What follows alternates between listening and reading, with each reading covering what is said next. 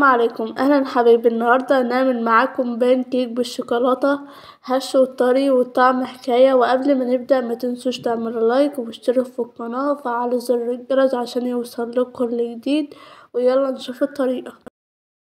المكونات اللي احنا محتاجينها: كوبايه دقيق، ربع كوبايه سكر، ربع كوبايه زيت، كوبايه لبن، بيضتين، معلقه بودر، رشه فانيليا. اول حاجه هنحطها المواد السائله، هنحط كوبايه اللبن والبيضتين والسكر ويكون مطحون،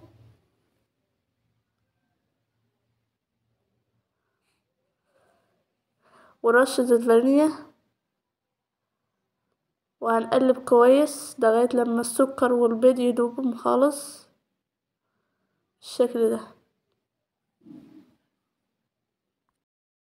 وبكده نكون دابت خالص السكر، هنحط عليه الزيت وهنقلب كويس. هنقلبهم مع بعض لغاية لما الخليط يتجانس مع بعض. وهنحط الدقيق شوية بشوية ونقلب بالشكل ده.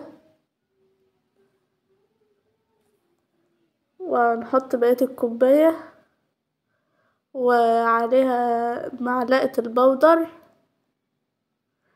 ورشة ملح، وهنقلب مع بعض. واول لما نحط الدقيق نقلب لغايه لما يختفي، من نفضلش نقلب فتره طويله عشان ما يقلبش معانا زي العجينه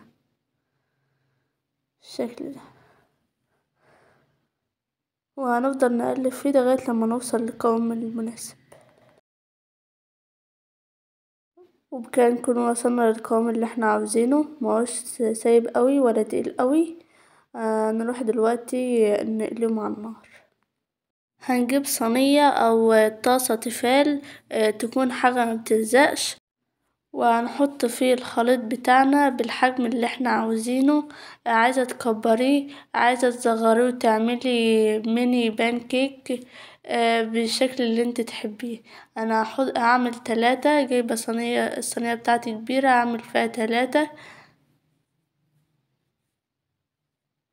الشكل ده.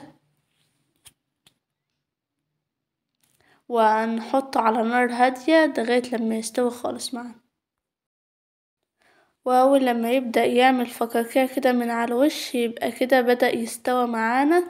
وهنقوم قلبينه على الجهة التانية عشان نديلها لون ذهبي. وهنعمل كله بنفس الطريقة دي وهنرجع نوريلكم شكلها. وبكده تكون احمرت معانا. هنكمل بقية الكمية وهنرجع لكم دلوقتي تاني. خلصنا البان كيك بتاعنا، هنحشيه نوتيلا او عسل ابيض، اللي عندك ممكن تحطيه.